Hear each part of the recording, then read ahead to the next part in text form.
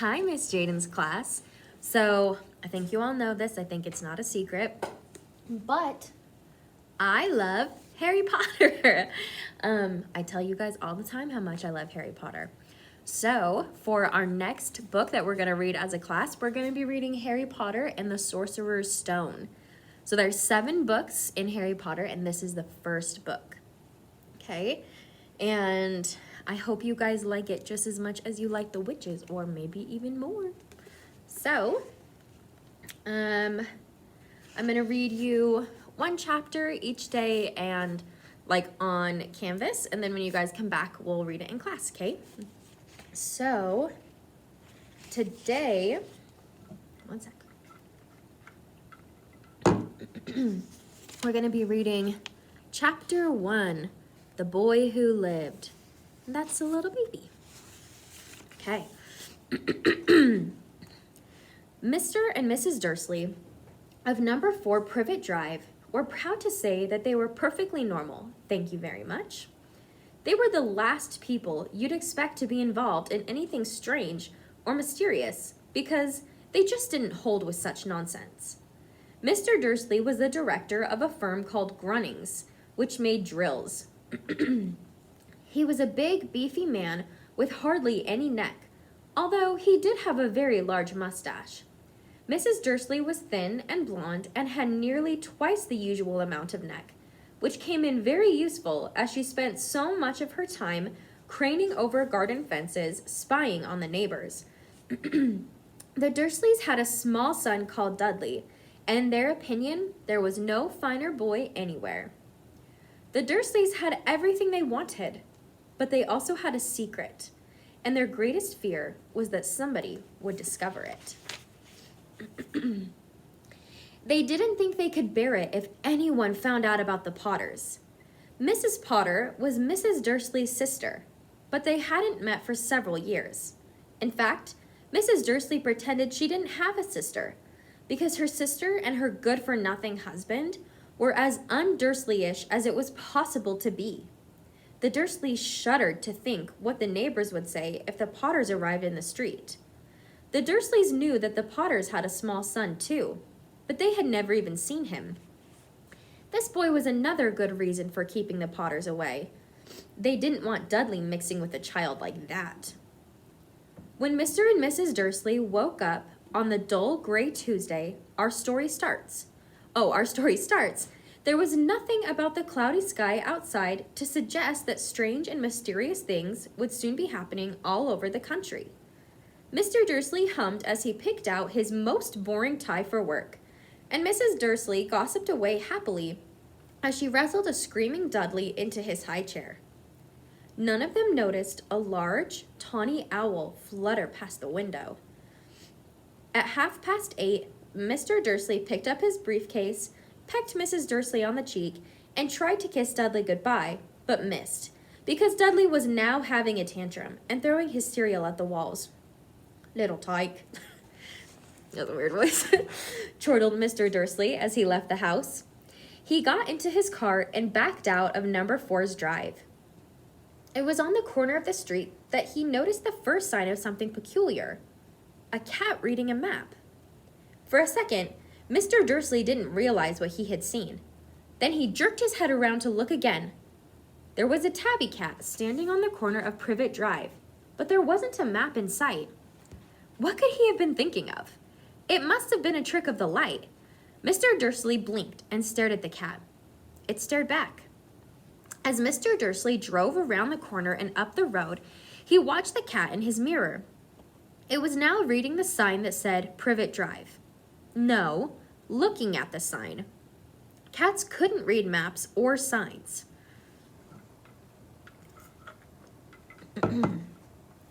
Mr. Dursley gave himself a little shake and put the cat out of his mind. As he drove toward town, he thought of nothing except a large order of drills he was hoping to get that day. But on the edge of town, the drills were driven out of his mind by something else.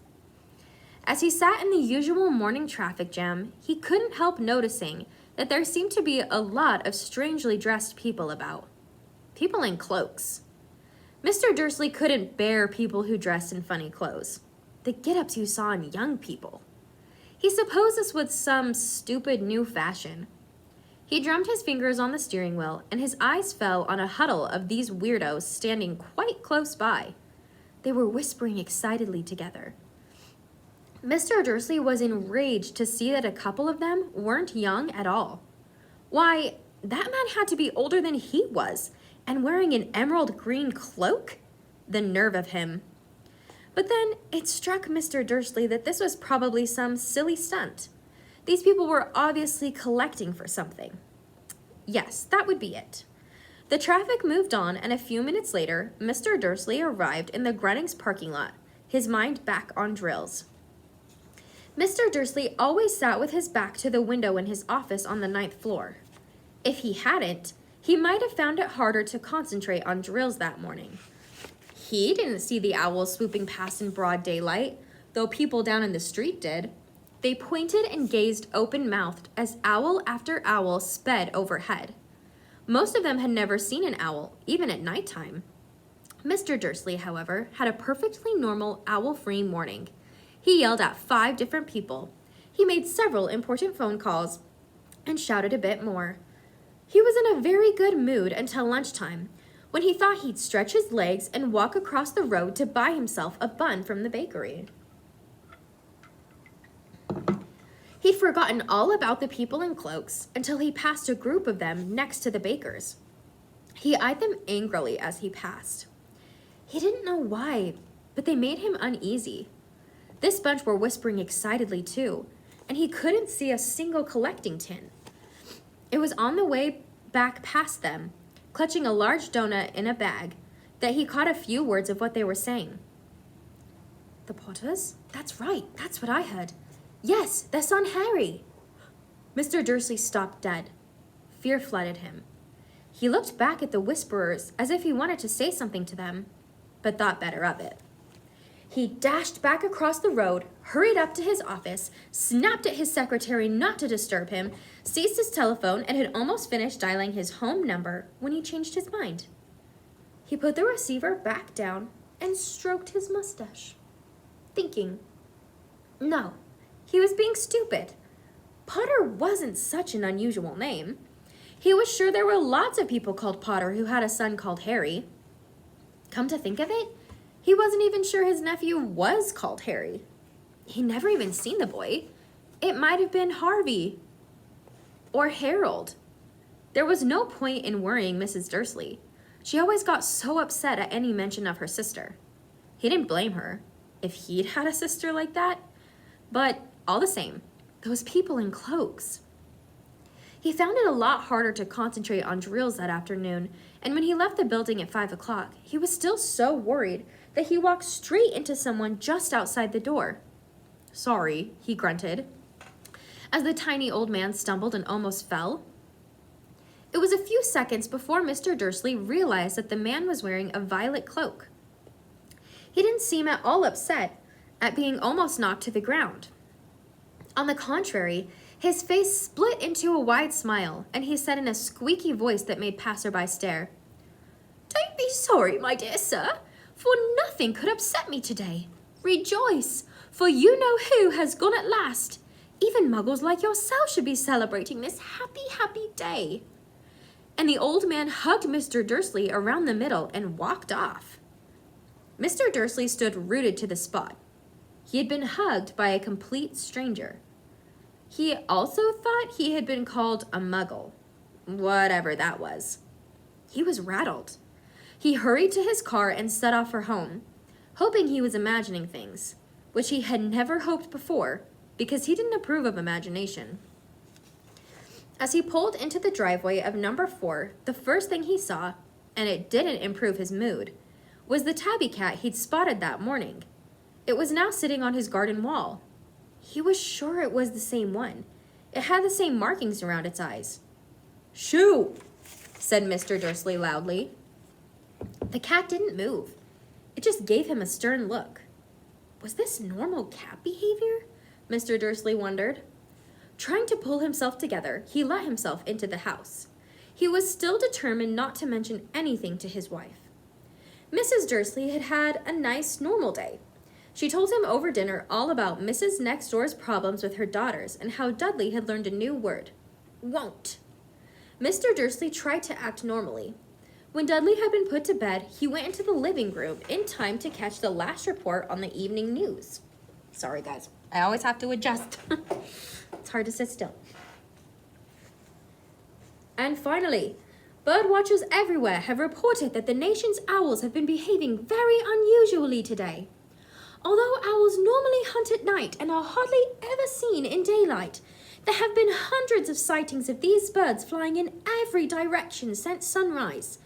Experts are unable to explain why the owls have suddenly changed their sleeping pattern. The newscaster allowed himself a grin. Most mysterious. And now, over to Jim McGuffin with the weather. Going to be any more showers of owls tonight, Jim? Well, Ted, said the weatherman, I don't know about that, but it's not only the owls that have been acting oddly today.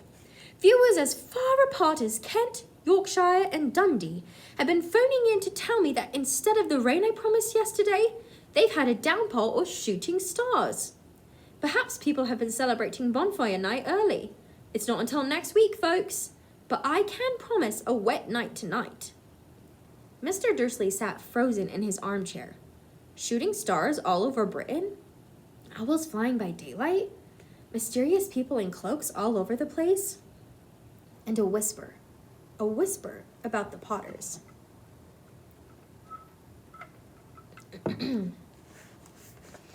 Mrs. Dursley came into the living room, carrying 2 cups of tea. It was no good. He'd have to say something to her. He cleared his throat nervously. Petunia, dear, you haven't heard from your sister lately, have you? As he had expected, Mrs. Dursley looked shocked and angry. After all, they normally pretended she didn't have a sister. No, she said sharply. Why? Funny stuff on the news, Mr. Dursley mumbled. Owls, shooting stars, and there were a lot of funny-looking people in town today. So, snapped Mrs. Dursley. Well, I just thought maybe it was something to do with, you know, her crowd. Mrs. Dursley sipped her tea through pursed lips. Mr. Dursley wondered whether he dared tell her he'd heard the name Potter. He decided he didn't dare. Instead, he said, as casually as he could, their son. He'd be about Dudley's age now, wouldn't he? I suppose so, said Mrs. Dursley stiffly. What's his name again? Howard, isn't it? Harry. Nasty common name, if you ask me. Oh, yes, said Mr. Dursley, his heart sinking horribly. Yes, I quite agree. He didn't say another word on the subject as they went upstairs to bed.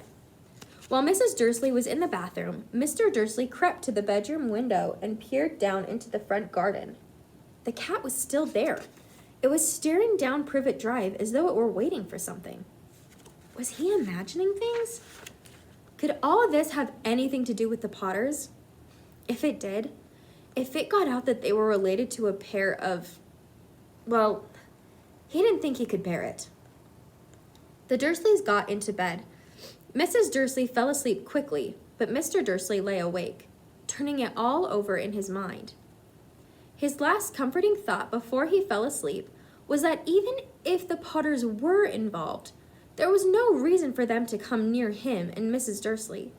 The Potters knew very well what he and Petunia thought about them and their kind. He couldn't see how he and Petunia could get mixed up in anything that might be going on. He yawned and turned over. It couldn't affect them. How very wrong he was. Mr. Dursley might have been drifting into an uneasy sleep, but the cat on the wall outside was showing no signs of sleepiness. It was sitting as still as a statue, its eyes fixed unblinkingly on the far corner of Privet Drive. It didn't so much as quiver when a car door slammed on the next street, nor when 2 owls swooped overhead. In fact, it was nearly midnight before the cat moved at all. A man appeared on the corner the cat had been watching, appeared so suddenly and silently, you'd have thought he just popped out of the ground. The cat's tail twitched and its eyes narrowed. Nothing like this man had ever been seen on Privet Drive. He was tall, thin, and very old, judging by the silver of his hair and beard, which were both long enough to tuck into his belt. He was wearing long robes, a purple cloak that swept the ground, and high-heeled, buckled boots. His blue eyes were light, bright, and sparkling behind half-moon spectacles, and his nose was very long and crooked, as though it had been broken at least twice. This man's name was Albus Dumbledore.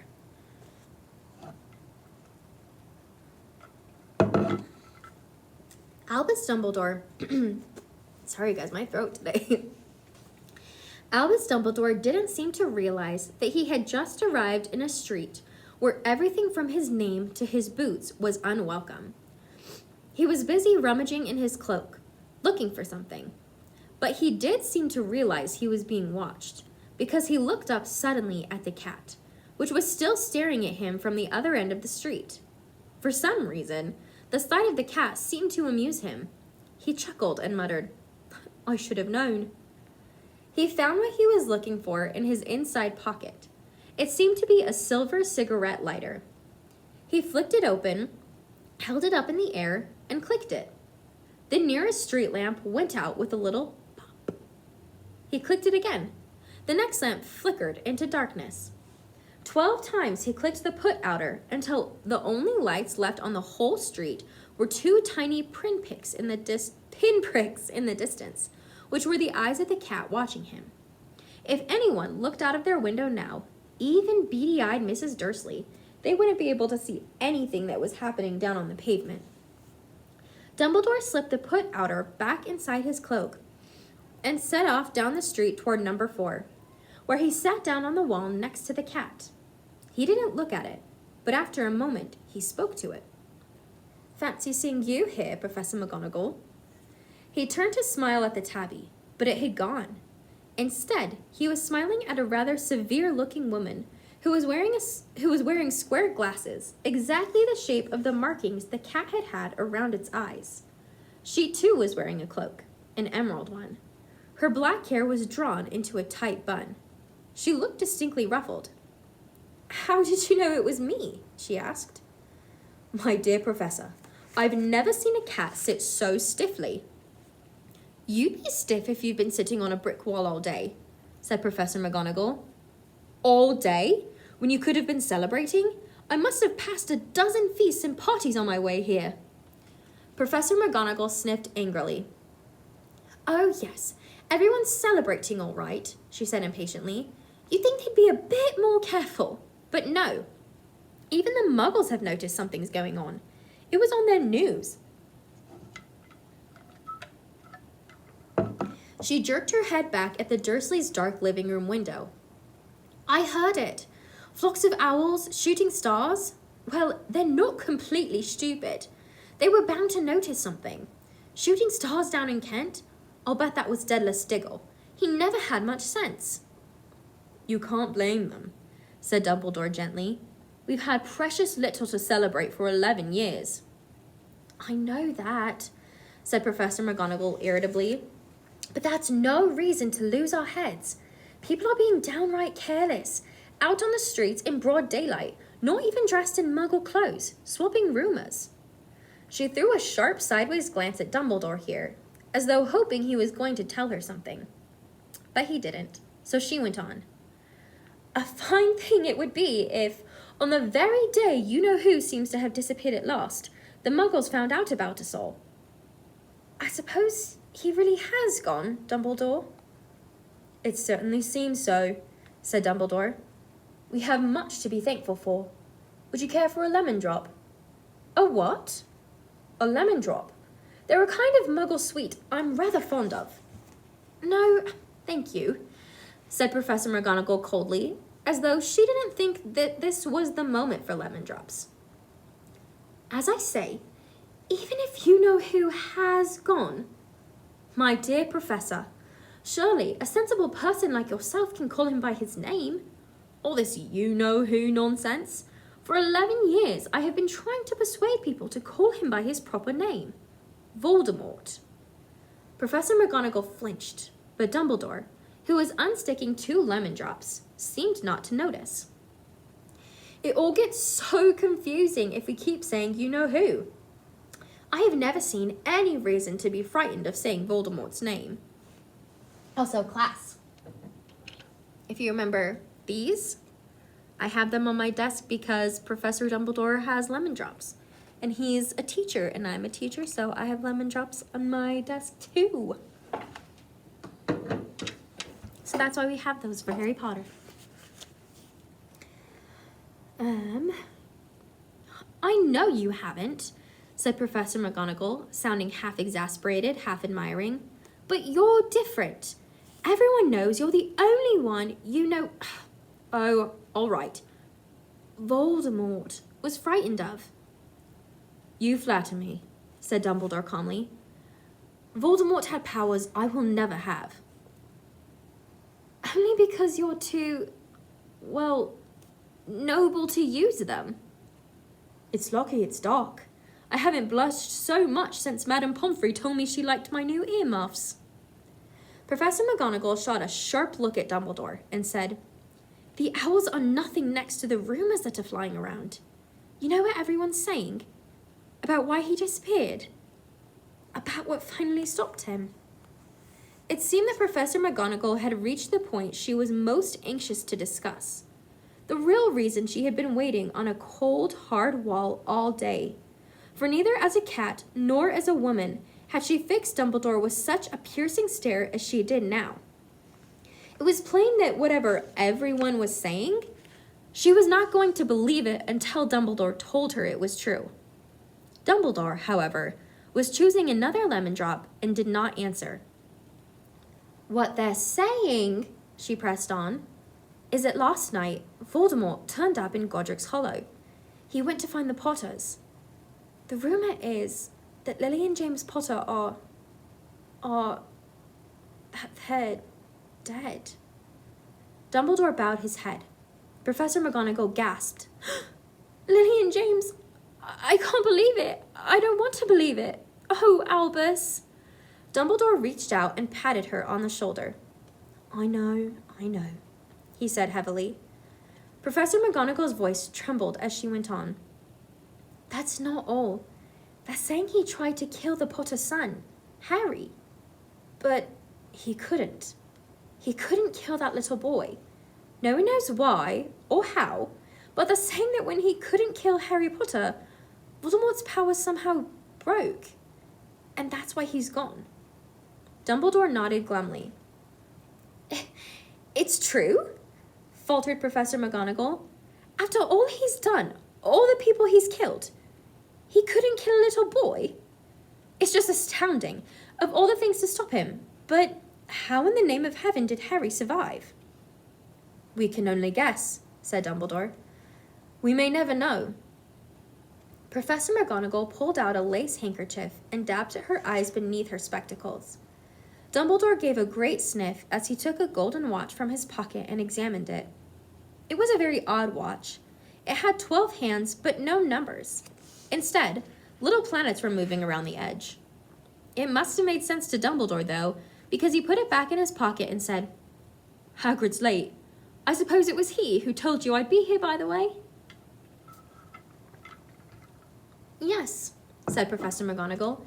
And I don't suppose you're going to tell me why you're here, of all places. I've come to bring Harry to his aunt and uncle. They're the only family he has left now. You can't mean the people who live here, cried Professor McGonagall, jumping to her feet and pointing at number 4. Dumbledore, you can't. I've been watching them all day. You couldn't find 2 people who are less like us. And they've got this son. I saw him kicking his mother all the way up the street, screaming for sweets. Harry Potter, come and live here. It's the best place for him, said Dumbledore firmly. His aunt and uncle will be able to explain everything to him when he's older. I've written them a letter. A letter, repeated Professor McGonagall faintly, sitting back down on the wall. Really, Dumbledore, you think you can explain all this in a letter? These people will never understand him. He'll be famous, a legend. I wouldn't be surprised if today was known as Harry Potter Day in the future. There will be books written about Harry. Every child in our world will know his name. Exactly, said Dumbledore, looking very seriously over the top of his half-moon glasses. It would be enough to turn any boy's head. Famous before he can walk and talk. Famous for something he won't even remember. Can't you see how much better off he'll be growing up away from all that until he's ready to take it? Professor McGonagall opened her mouth, changed her mind, swallowed, and then said, Yes, you're right, of course, but how is the boy getting here, Dumbledore? She eyed his cloak suddenly, as though she thought he might be hiding Harry underneath it. Hagrid's bringing him. You think it wise to trust Hagrid with something as important as this? I would trust Hagrid with my life, said Dumbledore. I'm not saying his heart isn't in the right place, said Professor McGonagall grudgingly. But you can't pretend he's not careless. He does tend to... What was that? A low rumbling sound had broken the silence around them. It grew steadily louder as they looked up and down the street for some sign of a headlight. It swelled to a roar as they both looked up at the sky, and a huge motorcycle fell out of the air and landed on the road in front of them. If the motorcycle was huge, it was nothing to the man sitting astride it. He was almost twice as tall as a normal man, and at least 5 times as wide. He looked simply too big to be allowed, and so wild. Long tangles of bushy black hair and beard hid most of his face. He had hands the size of trash can lids, and his feet in their leather boots were like baby dolphins.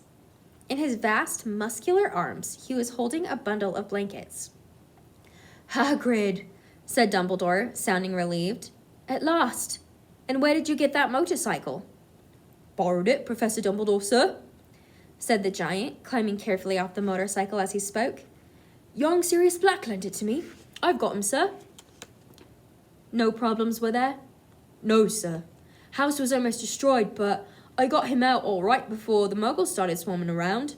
He fell asleep as we was flying over Bristol. Dumbledore and Professor McGonagall bent forward over the bundle of blankets. Inside, just visible, was a baby boy, fast asleep. Under a tuft of jet black hair over his forehead, they could see a curiously shaped cut, like a bolt of lightning. Is that where? Whispered Professor McGonagall. Yes, said Dumbledore. He'll have that scar forever. Couldn't you do something about it, Dumbledore? Even if I could, I wouldn't. Scars can come in handy. I have one myself above my left knee that is a perfect map of the London Underground. Well, give him here, Hagrid. We'd better get this over with. Dumbledore took Harry in his arms and turned toward the Dursleys' house. Could I say goodbye to him, sir? Asked Hagrid. He bent his great shaggy head over Harry and gave him what must have been a very scratchy, whiskery kiss. Then suddenly, Hagrid let out a howl like a wounded dog. Shh! Hissed Professor McGonagall. You'll wake the muggles. Sorry, sobbed Hagrid, taking out a large spotted handkerchief and burying his face in it. But I can't stand it. Lily and James are dead, and poor little Harry off to live with muggles. Yes, it's all very sad, but get a grip on yourself, Hagrid, or we'll be found, Professor McGonagall whispered, patting Hagrid gingerly on the arm as Dumbledore stepped over the low garden wall and walked to the front door. He laid Harry gently on the doorstep, took a letter out of his cloak, tucked it inside Harry's blankets, and then came back to the other two. For a full minute, the 3 of them stood and looked at the little bundle. Hagrid's shoulders shook. Professor McGonagall blinked furiously, and the twinkling light that usually shone from Dumbledore's eyes seemed to have gone out. Well, said Dumbledore finally, that's that. We've no business staying here. We may as well go and join the celebrations. Yeah, said Hagrid in a very muffled voice. I best get this bike away. Good night, Professor McGonagall. Professor Dumbledore, sir. Wiping his streaming eyes on his jacket sleeve, Hagrid swung himself onto the motorcycle and kicked the engine into life. With a roar, it rose into the air and off into the night. "I shall see you soon, I expect, Professor McGonagall," said Dumbledore, nodding to her. Professor McGonagall blew her nose in reply. Dumbledore turned and walked back down the street. On the corner, he stopped and took out the silver put-outer. He clicked it once, and 12 balls of light sped back to their street lamps, so that Privet Drive glowed suddenly orange, and he could make out a tabby cat slinking around the corner at the other end of the street. He could just see the bundle of blankets on the step of number 4. "Good luck, Harry," he murmured. He turned on his heel, and with a swish of his cloak, he was gone. A breeze ruffled the neat hedges of Privet Drive, which lay silent and tidy under the inky sky, the very last place you would expect astonishing things to happen. Harry Potter rolled over inside his blankets without waking up. One small hand closed on the letter beside him, and he slept on, not knowing he was special, not knowing he was famous, not knowing he would be woken in a few hours' time by Mrs. Dursley's scream as she opened the front door to put out the milk bottles, nor that he would spend the next few weeks being prodded and pinched by his cousin Dudley.